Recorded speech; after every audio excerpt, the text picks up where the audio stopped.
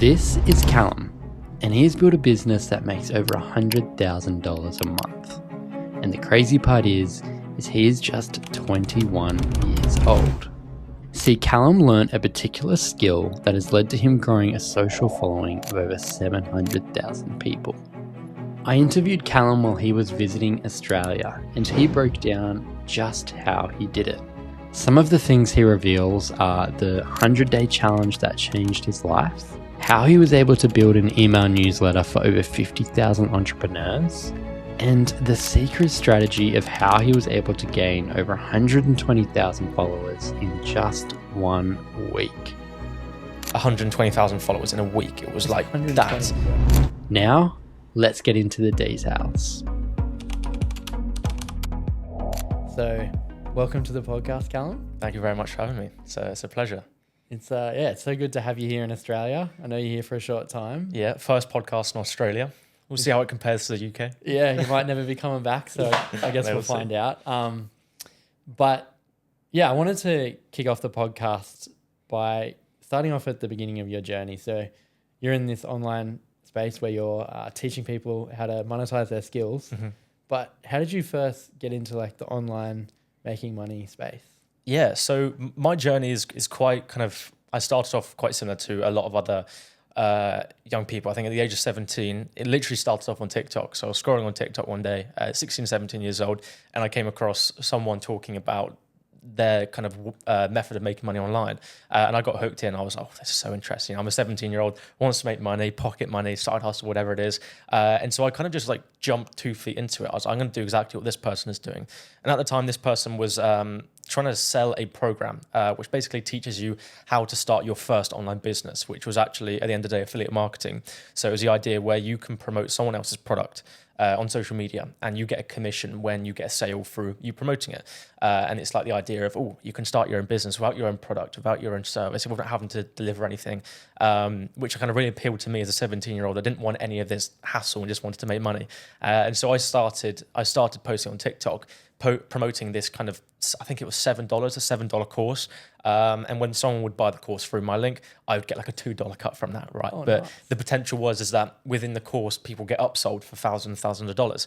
And so if someone went through my link, bought the $7 program, then got upsold for thousands of dollars, I would still get a cut of that as well. So that was like where the big money would be made.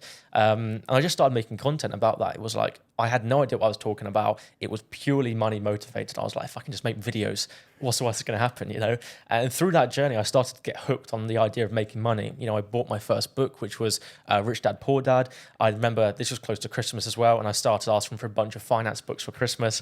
And from that point, it just kind of like compounded and created a snowball effect of like me diving into it heavier and heavier. And it got to the point where I kind of got tired of the affiliate marketing stuff. Like I made some good money, probably about $2,000, $3,000, and at 17 at school, you know, without a job, that's a pretty impressive thing to do. Yeah. And at that point, I just kind of fell in love with the idea of making content. And so instead of making content around promoting this product, I thought I'll just make content around finance and entrepreneurship in general, and just kind of see where it goes. And I remember, you know, my first brand deal was like 50 quid for like this random app that I was promoting, and it just started to compound. And yeah, long story short, I started to build my own businesses off the back of this. My first proper one was social media management. I would go around to restaurants in my area and go, hey, your social media is awful. Like their Instagram was awful. So I'd go in a suit and tie with a laminated piece of paper that had my like pricing packages on. And I'd be like, I'm going to help you optimize your social media and improve it. And that's what I started up doing. And, you know, I would sell these restaurants on these packages to help them improve their social media. And from that point onwards, I just kind of adapted and pivoted and continued to do that until the point where I was working with bigger companies online, became a freelancer online, and just continued to grow there. And then went into influencer marketing, did that whole thing, started kind of teaching other people how to do that. And then, yeah, I mean, the story's so long now, but then moved into just kind of helping people monetize their skills in general, because I realized that is what everything is built on top of. That's where I started. It wasn't jump on some business model. It was the idea of what is your skill and what are you good at and what can you monetize? And then that's what I'm doing now. That's pretty incredible. And so, yeah, now you've founded the Kaizen, which is pretty incredible. I mean, you've been running it for a while now, but it's pretty incredible to see like your journey of all the different skills you've learned along the way to get to the Kaizen. So I guess like, what made you want to pivot into the Kaizen and start the Kaizen? Yeah, so I got to the point where I started my own influencer marketing agency because I was making content online and I was managing restaurant social media and company social medias. And I sort of thought I can put two and two together and help people manage essentially me and other variants of me and help basically then promote their approach for influencers. And that worked really well. And I started coaching on that as well. So that's when I kind of monetized my actual personal brand and I would help people do exactly what I did. And it got to the point of where it was great. It worked for a lot of people and it helped people make a lot of money and start their own business, but it was quite an even split. Like it worked for half of people, but didn't work for the other half. And it was for me to kind of rack my brain and think, right, why does this just not work for some people? And I realized it's because they didn't have the foundational skill sets that they needed to actually run this business. Because I had it because it's what I developed along the way. But Like the foundational skill sets? yeah. So the kind of idea of understanding what influencers are and how they work and how they push products and stuff like that, understanding social media marketing, like these are skills that I developed along my kind of journey just naturally. You know, I started off with affiliate marketing. I learned the basics of marketing. I then moved into social media marketing. I learned social media. I then started creating content. I understood what making content as influencer was. So I kind of put it all together and made this business out of it. I started teaching other people, but it just didn't work for some people because they didn't have the same journey as me. And I kind of felt like I was cheating a lot of people because it was like, I'm selling them this dream, right? Which I'd achieved and it worked for some people, but for some people it just didn't. And I couldn't figure out why. So then I kind of came up with the idea of like, you know, I want to help people monetize their skills, similar to how I did myself, not jump on some business model bandwagon, but actually find what they're good at and monetize that. And that's when I launched the Kaizen. I was like, the Kaizen kind of stands for, you know, constant improvement every single day. So I first started with a newsletter and then developed it, created like a small community. And now it's a pretty big kind of community / coaching program where it's all about, you know, finding your skill and figuring out how to monetize it and actually turn it into a business. So it could be anything, you know, from video editing to photography to AI, copywriting, whatever it may be. And people kind of come and work with me and I help them find the right market and understand how to sell it and scale it and build a business around it. Exactly how I did, but it's more custom, you know, as per to just, copy and paste that and hopefully it works for you. It's about themselves. Because you're helping a lot of people go from almost like 0 to 5K or 0 to Yeah, 10K. yeah. So I'm curious to know, like, what are some of the, I guess, blocking points that people have to getting started to get that first 5 or 10K? Because you must be helping so many like people that are just getting started. What have you found have been? I think foundationally, it's quite a cheesy one, but it all starts with your mindset. Like it all starts with that at the very, very beginning. And that's kind of like quite a strict criteria that myself and my team try and kind of, you know, we base people on whether their mindset is strong enough at the start. Because even if, you know, you have all the money in the world to spend on starting your own business, if your mindset isn't correct and you don't understand the whole idea of like, you know, just reframing your mind in preparation for actually starting a business, then it's not going to work. It's even the kind of idea of understanding that, you know, 5K a month is possible. You know, a lot of people, that is so far out of reach that it doesn't even seem feasible. It's not even within the realm of possibilities. So it's like understanding how that is 2 clients away, you know, and when you understand that, then you can move on to 10K and then 20K. I think a lot of people as well, they aim for the 10K because that's the golden number that's pushed across social media. But a lot of people need to understand that if you want 10K, you need to understand how to make your first $100, you know, your first small sale, whatever it may be. It's like me, my first small sale was $2.50 from like affiliate marketing. You know, you have to master those basics before you move on to the next. So for a lot of people, they get stuck because they're aiming for something so big, but they haven't built out the kind of steps they need to get to that big thing, you know? Yeah. And so you help them a lot with that mindset along the way as well. Yeah. I think that's non-negotiable. That's step one. Because again, you can have the best blueprint in the world, but if your mind isn't framed correctly to actually attack that blueprint with the right kind of angle, it doesn't matter. You know, it's not relevant at all. And there's a clear difference between someone that succeeds and someone that doesn't. It's like, right, where is your mindset at? You know, are you prepared for this? Are you prepared to you know, face failure head on and fail multiple times?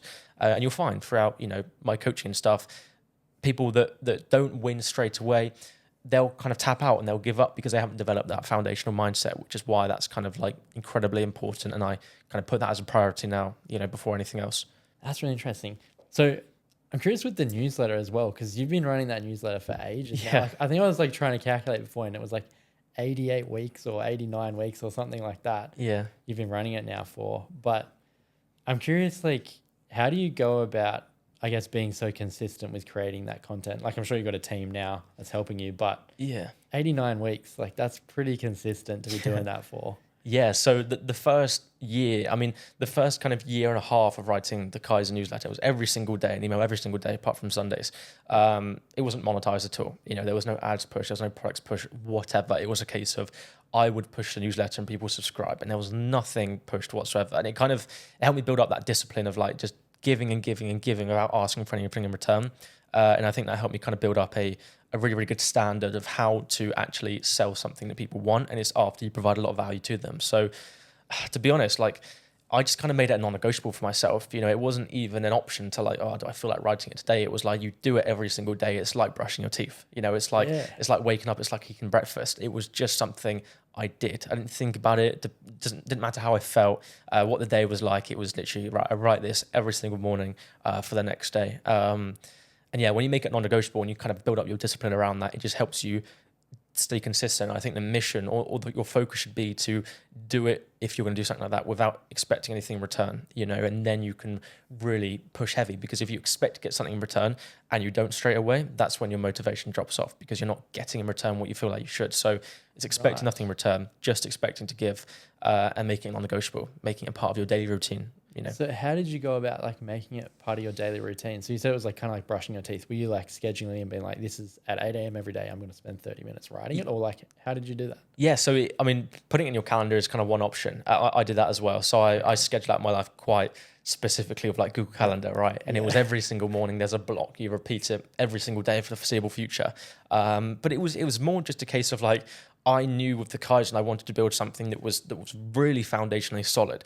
And I knew I couldn't do that if I didn't create this layer of value and this layer of pure kind of like goldenness. You know, people would respond to the emails after 6-8 weeks being subscribed and be like, this is, you know, the best thing I read every single morning. That's the mission, because when I do inevitably want to push something, I wanted to, number one, make sure that it would sell, but number two, make sure that it was actually something that my audience would want. You know, a lot of people, when they create their first product or whatever it is, they assume, yeah, you know, if I can put two and two together, someone will probably buy this.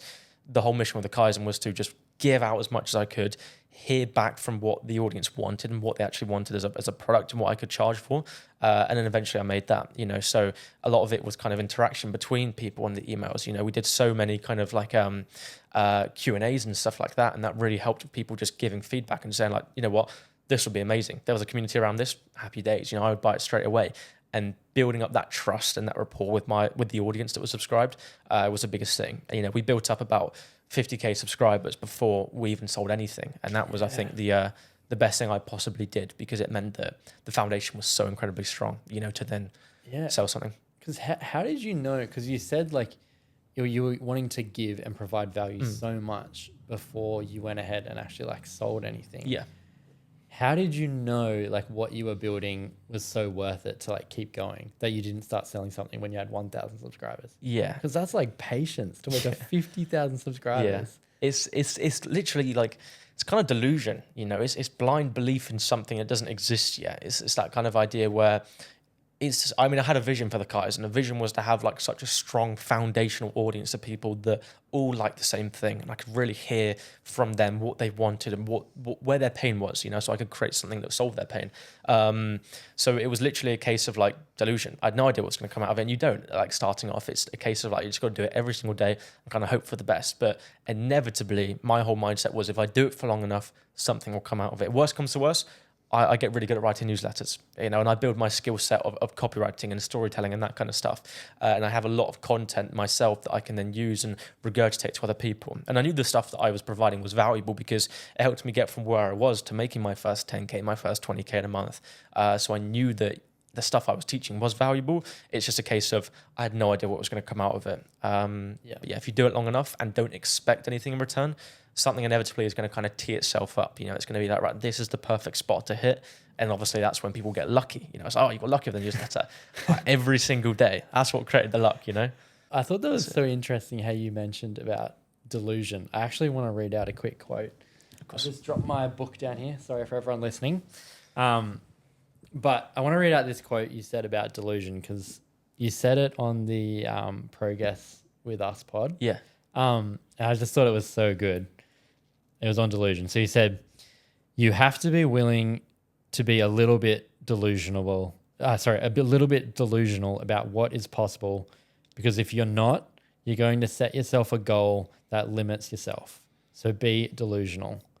So I just thought it was like such a good quote. And I was curious, like, how has like that delusion aspect like played out in your life? Because I mean, I don't know, looking back on your life, you must be like, I don't know, when you were 17, did you think you'd be having like this massive following or? Yeah, that's it. Like, it's exactly it. No, not at all. Like, I think delusion is an important part because if you're a realist and you're expecting, because like think about it, when you're 17 years old, when you're at the start of your entrepreneurial journey, you can only expect what you perceive as obtainable, you know. And as a 17-year-old, I don't think I'm going to be 21 making the amount of money that I'm making, being able to do for people what I'm able to do. That was not even in the cards. Like, that wasn't an option to play. But being delusional and almost kind of like painting a fairy tale for yourself, a potential outcome, you may not land on that outcome. It's kind of idea where if you shoot for the you shoot for the stars, you may land on the moon or whatever it may be. Yeah. That's the kind of idea. Even if you don't achieve exactly what you're set out to, you are far more likely to achieve further than you would see as a realist. You know, it's not like, I want to start my first business and that's the problem of a lot of people, where they start their first business and they aim so incredibly low for themselves that all of the action they take towards that goal is in line with that goal. If you know what I mean, if your goal is to make your first $100, all your action that you take is going to be in line with that first $100. You may work 1 hour a week because that's all you need for $100. But if you're aiming to make 10K, right? Assuming that you have the foundational steps for the first 1,000, 2,000, then all the action that you're taking is in line with that 10K. You know, you're going to be working the required amount of hours. You're going to be doing the required amount of tasks and that kind of stuff. And obviously your mindset is aiming for that. So even if you land a little bit lower, you're going to land far further than you would if you were going to be a realist and, you know, expect the kind of bare minimum. So I think delusion is an important aspect because you have no idea what's going to happen. If you would, then it wouldn't kind of be, you know, I think like a life worth living. You know, it's not exciting then. You're just kind of playing it by the book. So yeah, I think you have to be delusional as an entrepreneur to achieve what other people don't think is possible. Okay. Were any people like, I don't know, do people like doubt you when you start posting on social or when you started the Kaizen? Like, I'm curious how that came into it because, like, as you said, you kind of in some essence were like delusional, but did like other people influence you and say like, oh, what are you doing? Or like, how did that play out? Yeah, it wasn't so much like, I didn't have a lot of backlash for posting. I did have the basics that I think a lot of other people will when they start making content. I talk about this a lot. It's the kind of thing where, you know, your first viral video gets chucked in the boys group chat, you know, and then you get ripped apart by everyone. Like, that is bound to happen with everyone that does this kind of stuff. Like, whether it's a business, you're trying something kind of contrary to the popular you know, path that people take, you're bound to kind of have that backlash. Now, I was always very kind of fortunate that my parents and my kind of the people close in my circle were always very supportive. They didn't necessarily get it, but they weren't against it, and that just kind of allowed me to not have that riding on my back. But there was never like, you know, I would love to pick out a moment where someone said, you wouldn't be able to do this, and I prove them wrong, but I didn't really have that. It was more just a case of I just kept going. I think that's a big part of it as well. Like, there was never a point where I stopped. Yeah. So like a lot of people think that, you know, you have to have this secret in order to kind of make any kind of success. But a big part of where I'm at is just because I kept doing. Like, an example is when I started doing the affiliate marketing and posting on TikTok, there was kind of like a community of other people that were doing a very similar thing, like teenagers, promoting the exact same product that I was, doing far better than I was. But if I look back at their social accounts now, they're non-existent. They haven't posted in 2 or 3 years, you know, and that's the kind of idea where I just kept posting. I just kept going every single day. I showed up and I just kept moving forward. And I think that people either get comfortable and they're kind of like, yeah, that's enough for me. And that may be because they're not delusional enough and they think that they've reached their top. But I just kept doing. I think a big part of it is just waking up, showing up every single day, whether it's posting, whether it's working on your business, whether it's, you know, doing your outreach. If you start trying to sell products, like going out meeting people every single day relentlessly, you know? Yeah. I think it's actually really interesting. Like, another UK entrepreneur, I think it was Chris Williamson, another beast of the UK. He said something along the lines of like, if you show up every day, eventually like something will happen. Yeah. And I thought it was like really interesting how it played out in your journey as well. Cause you had like, I feel like you had a week or something where you gained like 60 or 70,000 like followers on Instagram in like a week or something, right? Like you had a pretty crazy week. Like, how did that week feel when that happened? Yeah. So that week it was, I had a decent following on TikTok already, probably about 150, 200,000 followers, but I had nothing on Instagram. And I had been posting on Instagram for a long time. It was just a platform that never clicked with me. And at one point, I literally went up about 120,000 followers in a week. It was like 120, that. wow. It was one of those things where one video did well, and so did the next, so did the next, so did the next. And it started this kind of snowball effect where every video following did really well. And I look back at it now, and it's kind of the plateau of latent potential, you know, where it's like nothing happens and everything happens, you know, but you have no idea when that everything is going to happen. And that was just like looking back at how I can just like kind of point out and say that was my kind of the plateau of latent potential, whereas that curve that eventually happened. But you don't get that curve unless you put in work every single day, and you wake up every day and you post every single day. The killer is that could take years, it could take months, it could take weeks, it could take decades. You have no idea, and that's why a lot of people kind of, I guess, don't make it, because they either it takes too long, they don't think it's a thing, and they think, oh, I showed up 3 days in a row now, why has nothing happened? But a lot of it is like, it will inevitably happen. Show up every single day. The odds that you're stacking in favor of something happening is ridiculous, you know, as per to something not happening. It's so true. Yeah, I think because that actually makes me want to pivot into, like, a lot of people are familiar with, I guess, like 75 hard, or like monk mode and stuff like that. But one thing you created to like stay consistent was like the Project Kaizen, right? Mm-hmm. So I'm curious, like, for people listening, what is the Project Kaizen? And yeah, I guess what is it, and how did you come up with the idea for it? Yeah, so Project Kaizen is what's known as a training arc, which is essentially a period of time within your life where you kind of eliminate distractions and you lock in. You get like hyper focus on the goal that you're trying to achieve, and all of the action that you take aligns with that goal that you're trying to achieve. So like you said, there already are a lot out there. 75 hard is a very common one, where it's to kind of improve your health, your fitness, your mentality, which is fantastic. But there was never a training arc kind of tailored to entrepreneurs, where it's not just get fit and read books, but it's actually help you kind of build and grow as an entrepreneur. So I wanted to start one that I thought was super relevant to the action that I had taken to get me to kind of where I was. You know, I was able to move out at 18 years old into like a city and buy a really nice car. And, you know, those are just the materialistic things, but that's the things that kind of gives people proof that, okay, you are someone a bit more unique, a bit more different. So I wanted to kind of create a project that aligns with the actions that I took to get to that point. So I created Project Kaizen, which is, to kind of summarize, is 6 daily rules. It's do something to improve the mind, do something to improve the body. So it could be, you know, reading a book, meditating, whatever it is, body, working out, walk, it could be anything.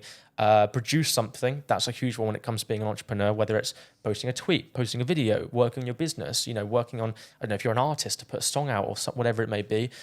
Do something that makes you uncomfortable every single day. That kind of builds your discipline and it allows you to fight against your lower self, that kind of version of you that wants to be comfortable and wants to be secure and doesn't want to kind of step outside their comfort zone.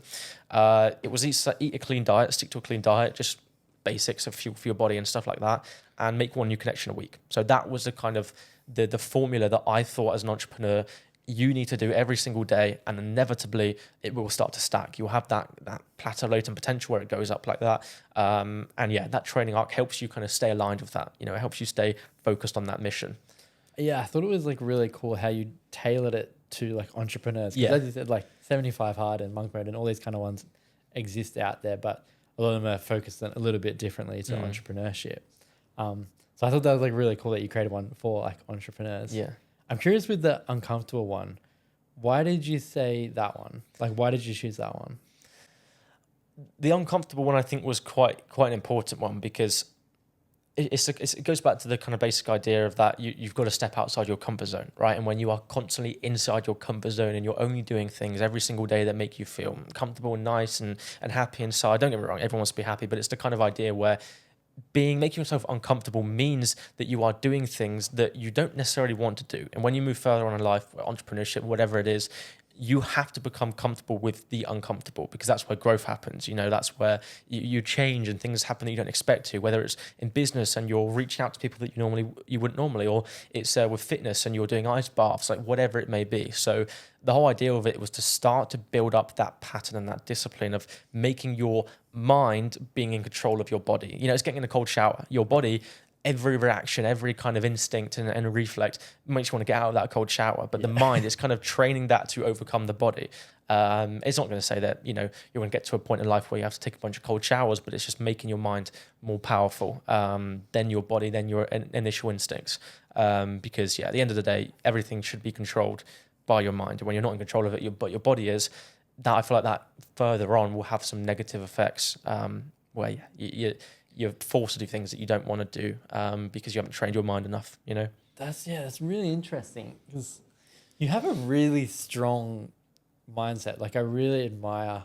It's almost like your tenacity and force of will. Yeah. Like, where did that come from? Like, did you have role models or like people mentor you, or like were you just born with that? Like, I'm curious. How did you develop it? Yeah, I would love to kind of be able to, write a story where it's like, this dark event happened in my life, or there was this one person that kind of did everything for me, but it really wasn't. And I've been asked this question before, where it's like, where do you just develop a mindset? Because a lot of it's from books and stuff like that, but you have to really rewire something at the back of your head to actually look at everything in life through a new perspective of kind of growth and,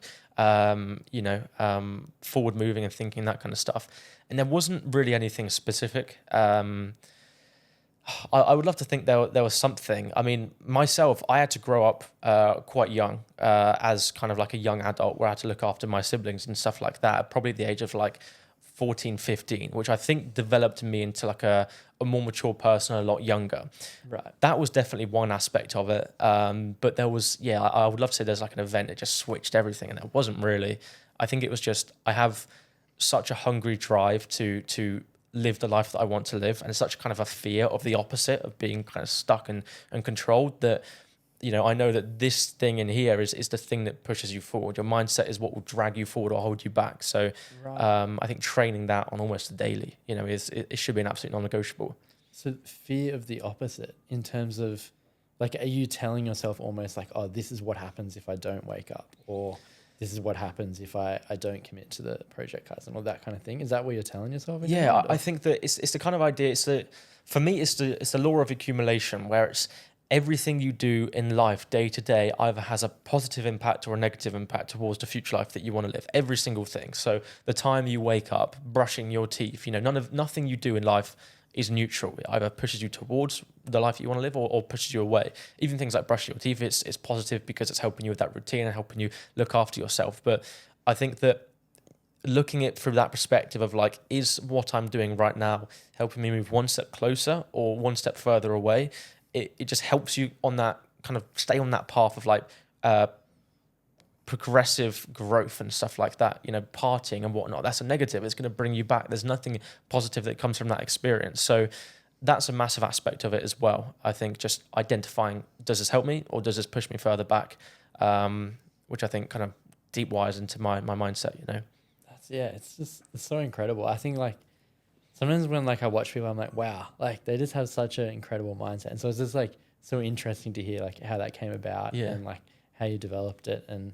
But it's so cool to hear how that happened and stuff. I'm curious to like get into, I guess like some of the, like tactile strategies, because I guess we've dived a little bit into mindset. Yeah. But I'd love to get into a few kind of, tactile strategies of like how you've been able to grow the Kaizen and that kind of thing. So like, have you got like a team around you that's helping you create all the content and that kind of thing, or? No.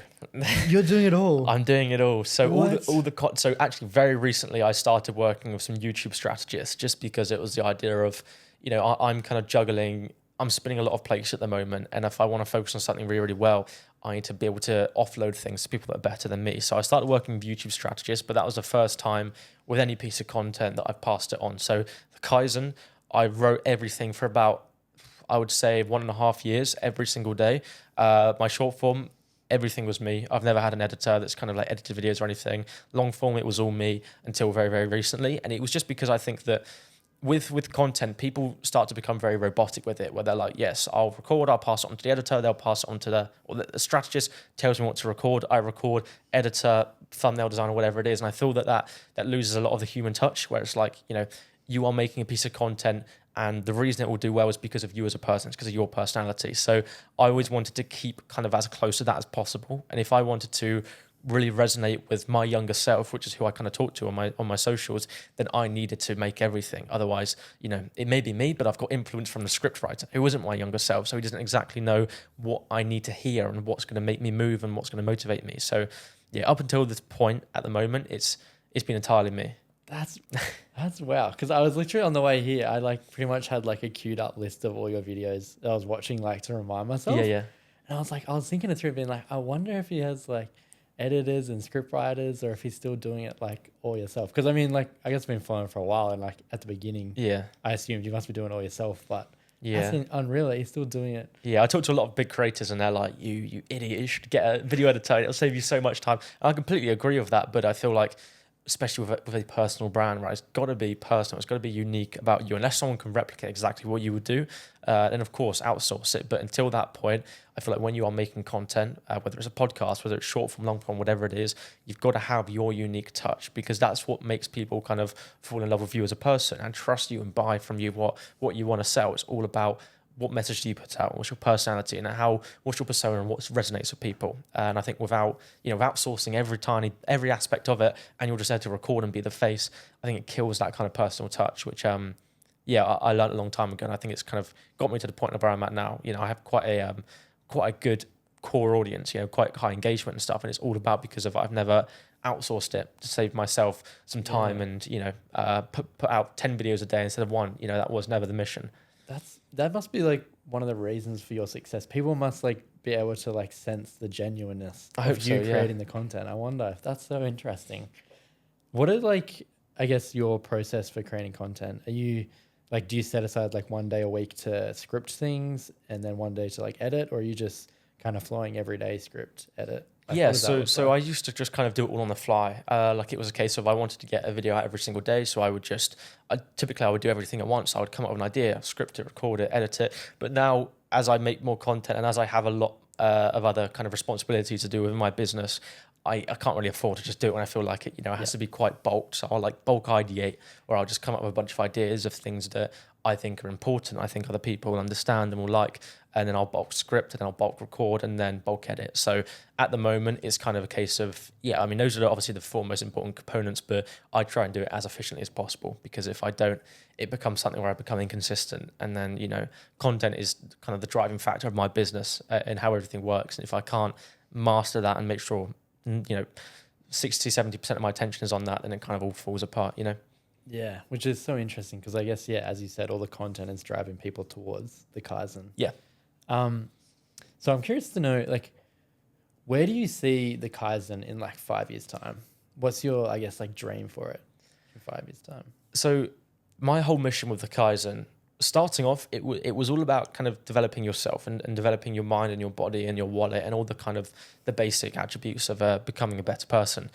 As I've kind of developed and kind of honed in onto my craft and what I feel like I could really help people with, it's become more about the money side of things. It's become more about helping you monetize your skills, because with the Kaizen, it was fantastic, but I felt like I was giving each element 33% of my attention. It wasn't 100%. And I wanted to become super, super clear and helpful and direct with one thing. And when I was like, right, here's how you can develop a better mindset. Here's, how to improve your body. Here's how to make money. There was never one core focus that people could really jump onto and attach to. And if I'm splitting my focus up across different avenues, I'm not giving one thing enough attention, which I feel like isn't fair. And also it doesn't really work for me. So I wanted to get really hyper specific with one thing.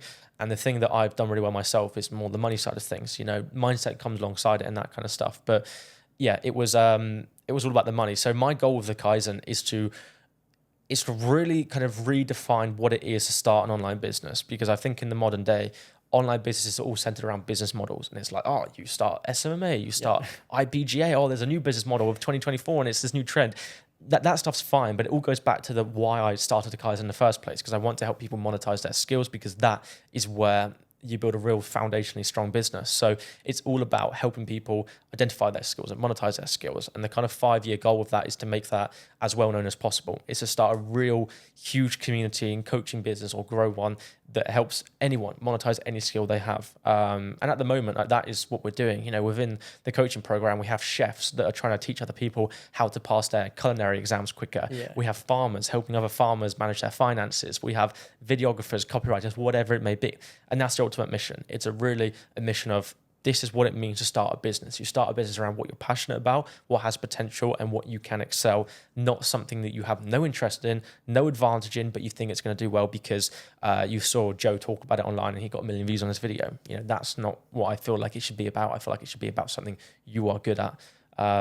And of course, then you build a foundation solid business as well, in which has longevity. You can scale for years and years to come, because it isn't built on a trend. It's built on principles that will live throughout the future of entrepreneurship and business. Okay, so that's like the vision for the next 5 years, Yep. is to continually grow the community. Do you think you'd ever get to a point where you just want to like retire and sit on the beach, or like I'm curious to know, like, or are you kind of someone that just like has to keep working? I will get to the point, I think, in my kind of journey where that becomes a real problem, because, when I started this whole thing, it was the idea to retire early, and it's like, work hard when you're young and then live life when you're a bit older. But, as I started to do this, I fell in love with it. I fell in love with the journey and the process, and waking up every single day and working every single day. So I have no idea at what point retirement will become like the focus. I don't think I will ever retire. I think I'll get to the point where I can, outsource the majority of what I do and build such a good team and network and environment around me where I don't have to give it my all. But I think that there will always be, an itch in the back of my head that says, right, you've got to do something else. You've got to work on something else. So we'll see. But I don't think the goal is retirement. I think the goal is freedom and flexibility. And I think, being able to do what I want when I want, that is the ultimate mission. That's the ultimate goal, and to change as many lives as possible. That wasn't my mission at the start. My mission at the start as a 17-year-old was just, I want to make a bit of money, pocket money, please. So I don't have to go to university and stuff like that.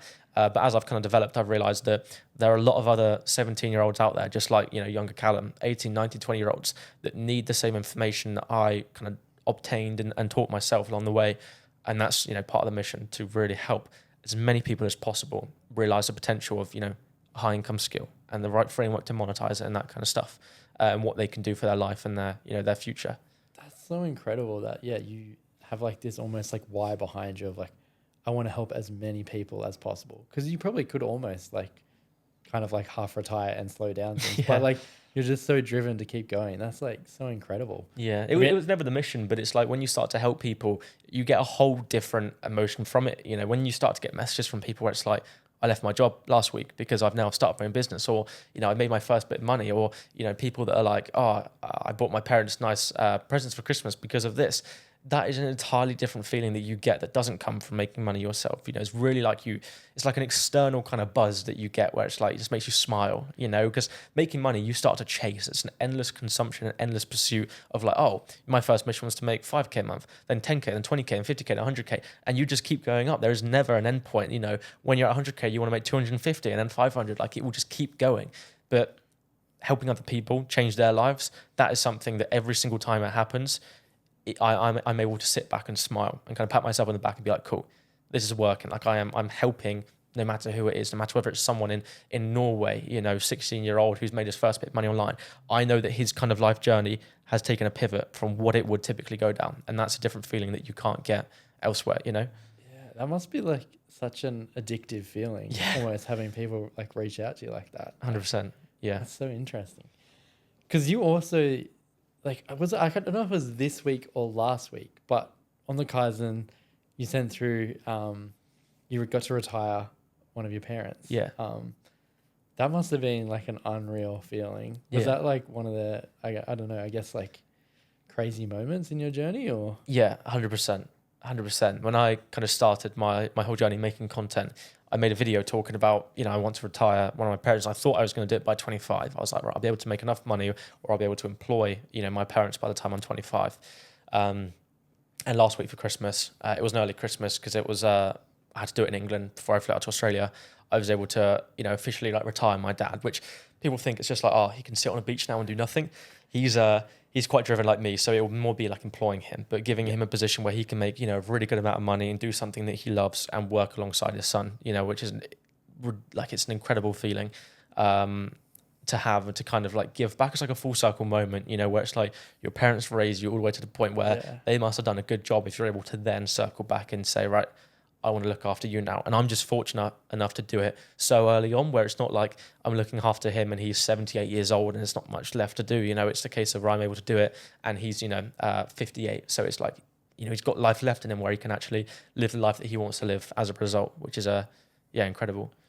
It would be such an incredible feeling. I can only imagine to be able to like give back to your parents and do that. It's unreal. I'm curious to dive into before we finish up. what have been like, I guess, the places where you've kind of taken the most knowledge? Like, there's a quote here that I just wanted to quickly read out. Here it is.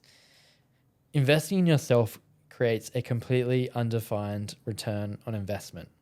So I thought that was like a really great quote. And I thought, where have been the places that you've, I guess, invested the most in your life in terms of like reinvesting into your life? I mean, obviously the Kaizen, but yeah, I'm curious, like what got you a lot of stuff back? Yeah, my whole journey really started off with like the most mundane path possible, which was books. Like that was literally it. I picked up the first book, Rich Dad Poor Dad, asked for a bunch of books for Christmas, and from that point forward, just kept buying more books. And I was never a reader in school, like anything like that. It was always a case of I just want to learn, and books, it gave me the opportunity to learn from people that had been there and done it before. And you can get a whole lifetime's worth of knowledge for $10, in a stack of paper. And if people are kind of too naive enough to realize that is where the whole knowledge of the history of the world is, then that's they're doing that at their own demise. But books were huge for me.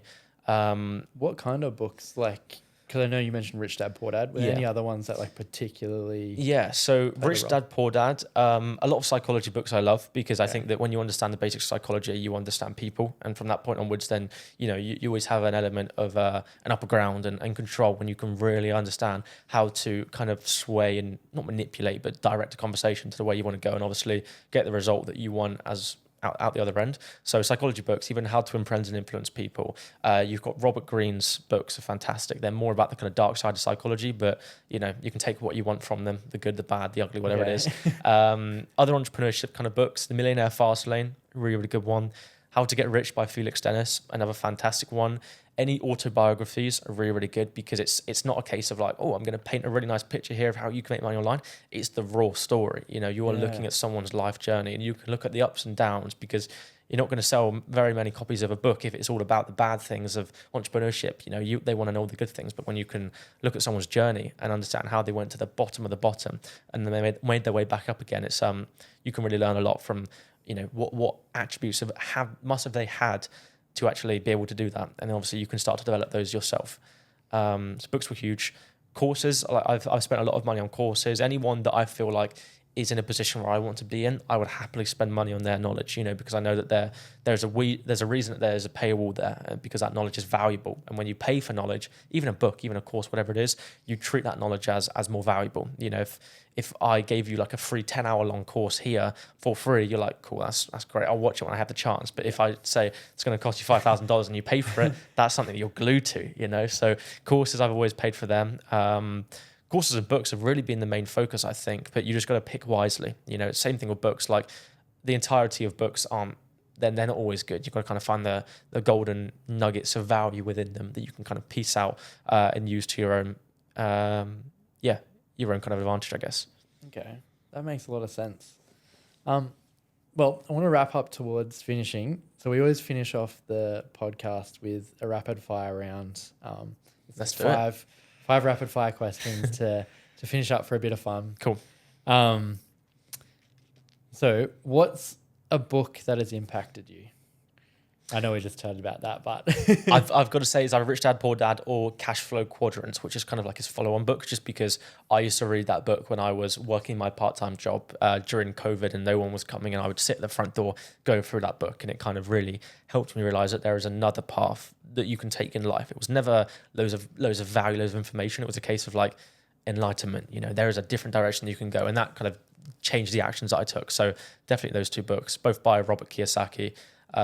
People have their own opinions on them, but those are both great. Okay. What's a favorite movie or TV show? Favorite movie or TV show?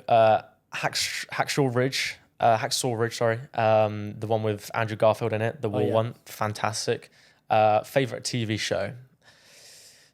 I would probably say, have you watched Modern Family before? Oh, yeah. Fantastic. I grew up on that, so that's always like a comfort show for me. What? In the UK? Yeah, Surely? yeah. Okay. It's very American, but yeah, no, absolutely love it. Not very entrepreneurial, but no, it's something good to kind of fall asleep to. So yeah, those two, definitely top. Okay, you heard it here first. The Modern Family's the secret, is it? Okay. That's it. If you could have dinner with any three people, dead or alive, who would you want to have dinner with? any three people, dead or alive. Daniel Carnegie, definitely one of them.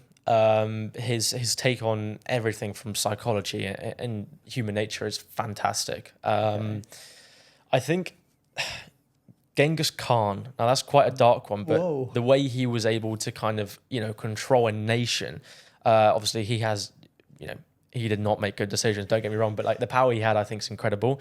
And I've got to say something like Marcus Aurelius, the knowledge that he had from the time that he was alive that is more than applicable today and helps, people become millionaires, billionaires today. I think it's incredible. So I would love to, pick his brain about current events. Wow, that is three really interesting ones. I think Genghis Khan, I think a previous guest said Hitler. So I think you might have just topped him with that one. Yeah.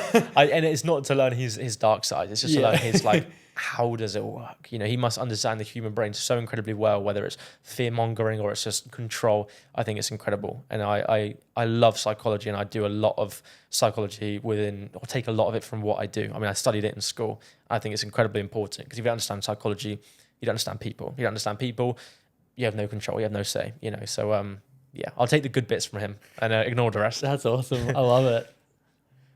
What is the best advice you've ever received? Oh, that's a good one. The best advice I've ever received. Oh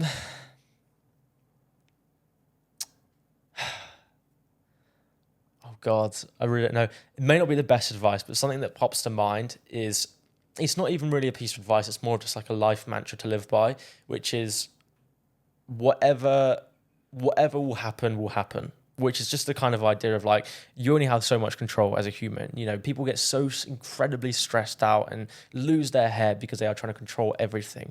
I'm a big kind of believer in just controlling the aspects of life that you can control and let everything else happen as a result, as per to try and control everything. It's like kind of the idea of controlling your daily actions. Wake up when you say you're going to wake up.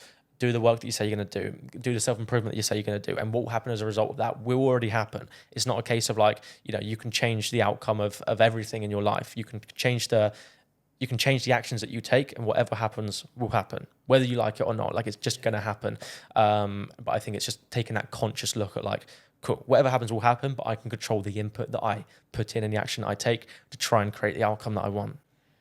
If you could know the truth to any one thing, what would you want to know the truth to? I would probably say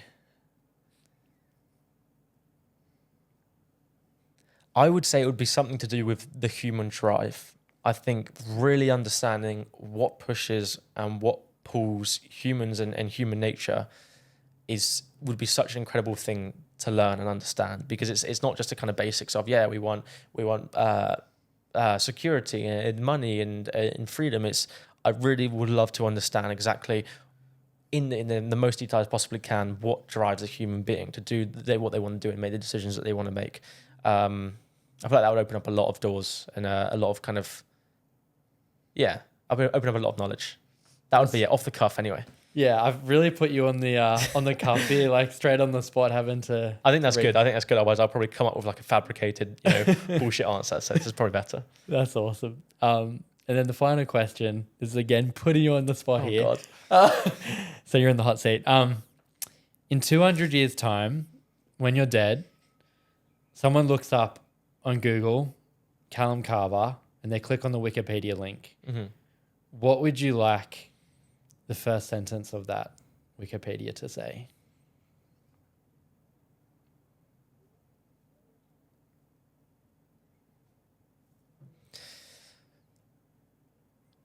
I would say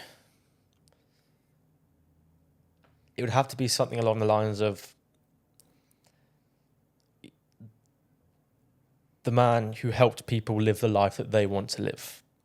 Something along those lines, whether that's through mindset, it's through income, whatever it may be. I think helping anyone live the life they want to live as a result of the actions that you take and the knowledge that you give to them, like I said earlier, is the most buzzing feeling. It's the most incredible thing in the world. So the more I can kind of push that knowledge and help more people realize this, I consider that a success. I consider that like a pat on the back. I've achieved what I want to achieve.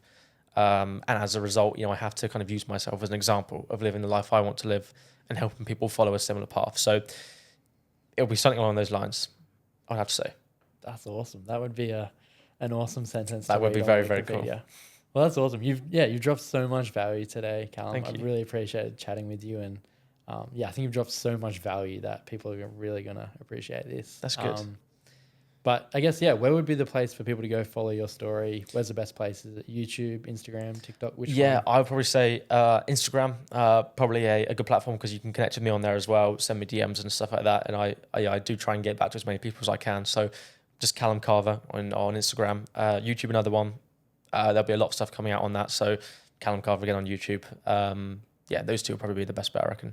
All right, awesome. I'll put the links down below for everyone. Amazing. But thanks so much, Callum. Thank you, Josh. It's been a pleasure. It's been awesome. Awesome. Sweet.